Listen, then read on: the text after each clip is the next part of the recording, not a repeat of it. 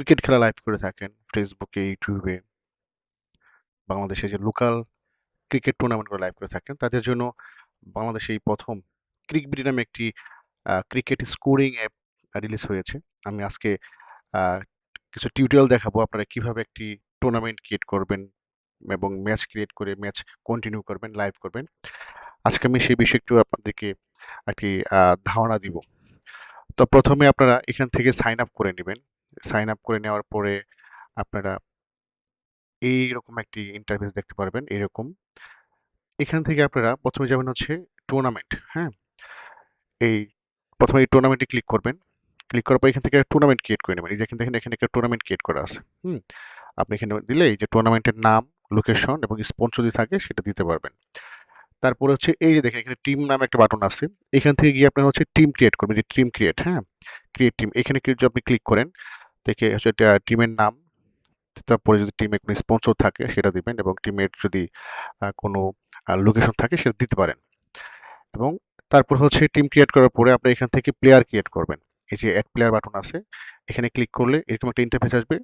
তারপরে এই যে এখান থেকে এই অ্যাড নিউ প্লেয়ার বাটনে ক্লিক করলে আপনারা এখান থেকে প্লেয়ার অ্যাড করতে পারবেন। যেমন এখান থেকে আপনার ছবি চাইলে ছবি সিলেক্ট করতে পারবেন। হ্যাঁ, আচ্ছা।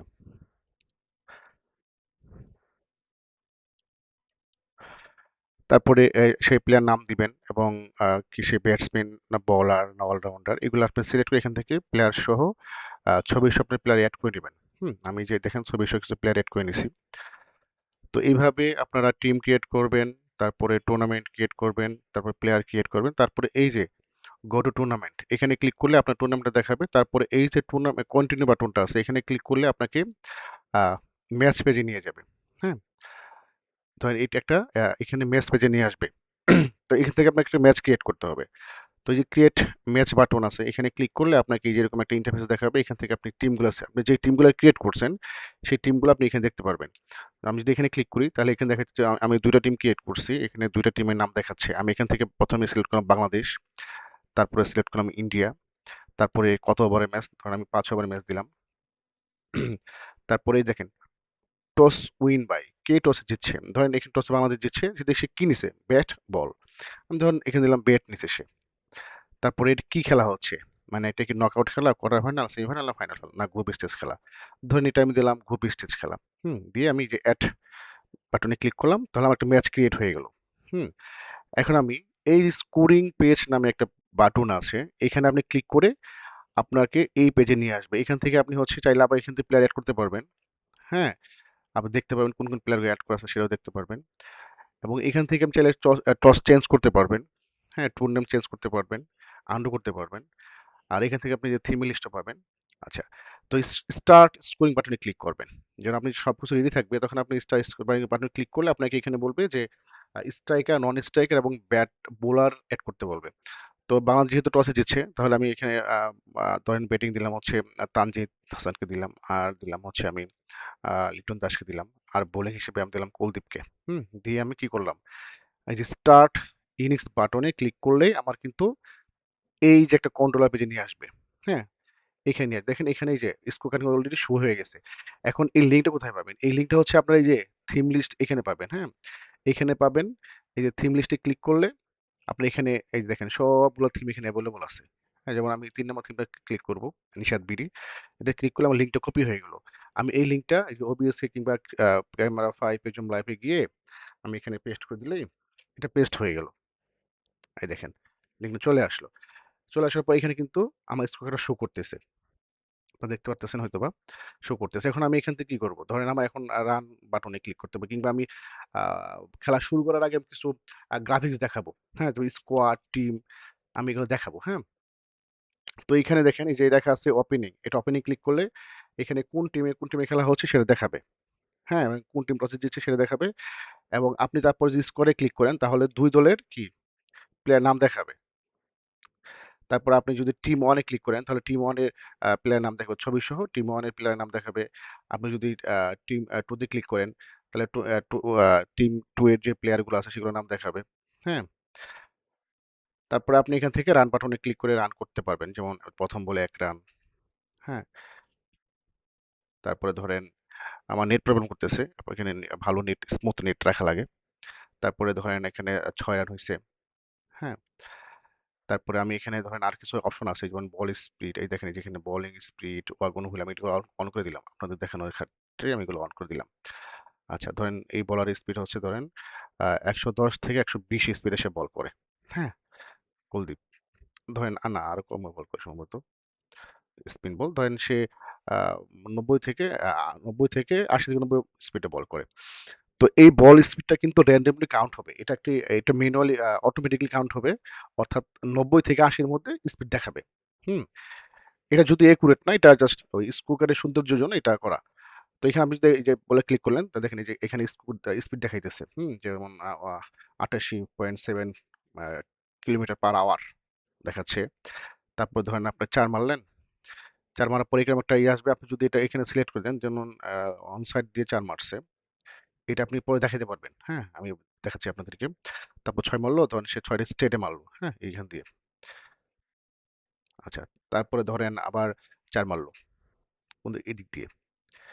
আচ্ছা, এভাবে কিন্তু আপনি এগুলা কি স্ক্রিনিং করতেন। তারপরে যে ওভার শেষ, এখন নতুন বলার অ্যাড করতে পারবে, যে অ্যাড বলার বাটন আছে, এখানে ক্লিক করে আপনি নতুন বলার সার্চ করে অ্যাড করতে পারবেন। ইভেন আপনি চাইলে আগে যে আপনার বলার অ্যাড করা আছে, সেই বলারগুলো এখান থেকে আপনি সিলেক্ট করতে পারবেন। আচ্ছা, আরেকটা বিষয় আমি ভুলে গেছি, এই দেখেন এই যে নিউ ব্যাটার প্রোফাইল, নিউ বলার প্রোফাইল, আপনি এখানে ক্লিক করলে বর্তমান যে স্ট্রাইক ব্যাটার আছে তার ছবি সহ কিন্তু প্রোফাইল দেখাবে, দেখেন। হ্যাঁ, সে কতগুলো ম্যাচ খেলছে, এগুলো সব এখান থেকে দেখতে পারবেন। তারপরে বোলারের প্রোফাইল দেখতে পারবেন এখানে। হ্যাঁ, এছাড়া অনেকগুলো ফাংশন আছে, আপনি এখানে দেখতে পাবেন যে পার্টনারশিপ, দুই ব্যাটারে পার্টনারশিপ দেখাবে আপনাদেরকে। তারপরে ধরেন বর্তমানে স্ট্রাইক ব্যাটার কি আছে, ওনাকে দেখাবে।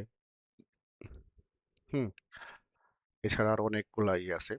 তো আরেকটা যে ওই যে আপনি যখন এই যে এই যে যেমন এটা ধরেন যে এটা সিলেক্ট করে দিলে, এটার লাভটা কি আমি দেখাই আপনাদেরকে। এটা করার পরে হচ্ছে আপনি যখন এই যে ওয়াগন হুল নামে বাটন আছে, এখানে যদি ক্লিক করেন, তাহলে আপনি এই যে এই গ্রাফিকটা দেখাতে পারবেন, অর্থাৎ কোন দিক দিয়ে ছয় হয়েছে বলটা, এবং কত দূর দূরে গিয়ে পড়ছে, এগুলো আপনি এখান থেকে দেখাতে পারবেন। এটা হচ্ছে ওয়াগন হুইল বলে এটাকে।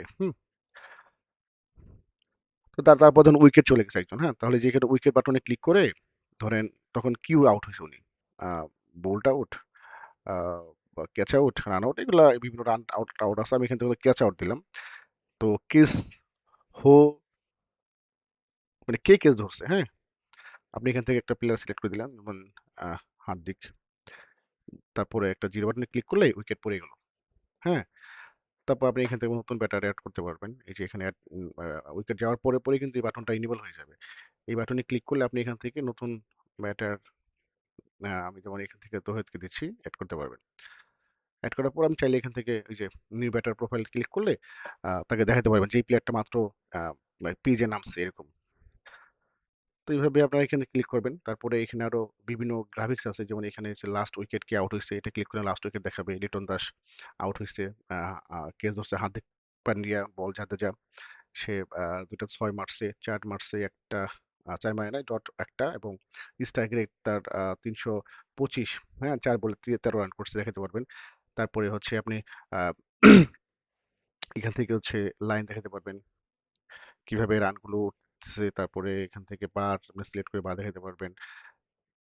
তারপর এখান থেকে আপনি হচ্ছে বিভিন্ন অ্যানিমেশন আছে, free hit, decision pending, out, not out, hattrick ball, হ্যাঁ, এগুলো দেখাতে পারবেন। তারপরে এখান থেকে আপনি আরো অনেকগুলো গ্রাফিক্স আছে এখানে, যেমন উপরে ধরেন ম্যাচ সামারি দেখাতে পারবেন, তারপরে ব্যাট সামারি দেখাতে পারবেন, তারপরে এখান থেকে আপনি বল সামারি দেখাতে পারবেন। তো এইভাবে আপনি স্ক্রিন করতে পারবেন। চাইলে এখানে যে কোনো কিছু ভুল হয়ে যায়, আপনি যে এডিটে ক্লিক করে চাইলে এখান থেকে আপনি হচ্ছে ঠিকঠাক করতে পারবেন যদি কিছু ভুল হয়। এখানে আন্ডু বাটন আছে, আন্ডুতে ক্লিক করলেও আপনি চাইলে এখান থেকে আন্ডু করতে পারতেছেন। আর মোবাইলেও খুব সহজ ইন্টারফেস একদম, আমি আপনাকে দেখাচ্ছি, মোবাইলে এটাও খুব সহজভাবে আসে। আহ,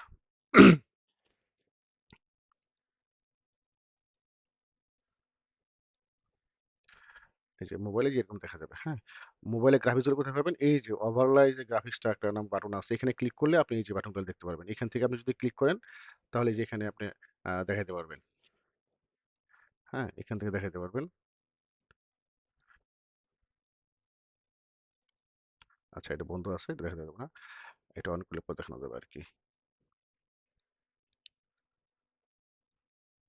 এটা আচ্ছা। তো এইভাবে আপনারা স্ক্রিন করতে পারবেন। যারা খেলা লাইভ করেন বিভিন্ন ফেসবুকে বা ইউটিউবে, তারা খুব সহজেই কিন্তু এইভাবে আপনারা লাইভ করতে পারবেন। এখানে আমাদের অনেকগুলো থিম আছে, আপনারা দেখে নিতে পারবেন। এখানে ধরেন আমি এখান থেকে এই 12 নম্বর থিমটা কপি করলাম। আমি এটা দেখি কেমন থিম।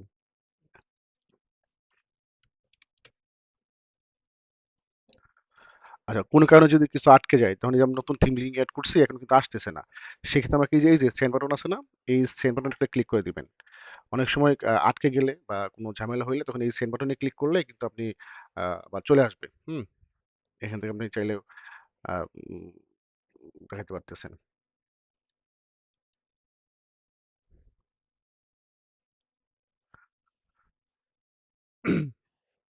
তো আবার এইখান থেকে লাইভ, এই যে লাইভ বাটন আছে, এখানে ক্লিক করলে যারা ভিউয়ার আছে তারা দেখতে পারবে যে কোন ম্যাচটা এখন চলতেছে। আ যেমন এখন বাংলাদেশ ইন্ডিয়ার ম্যাচটা এখন সামনে দেখতে পারবে। হ্যাঁ? তারপর চাইলে তারা যেগুলো ম্যাচ কমপ্লিট হয়ে গেছে, সেইগুলো ম্যাচের আপনারা এখান থেকেই দেখতে পারবে। এই যে ফুল স্কোর কার্ড, এখানে ক্লিক করলে ফুল আ কোন ব্যাটা কত রান করছে, মানে A to Z score card দেখতে পাবেন এখান থেকে।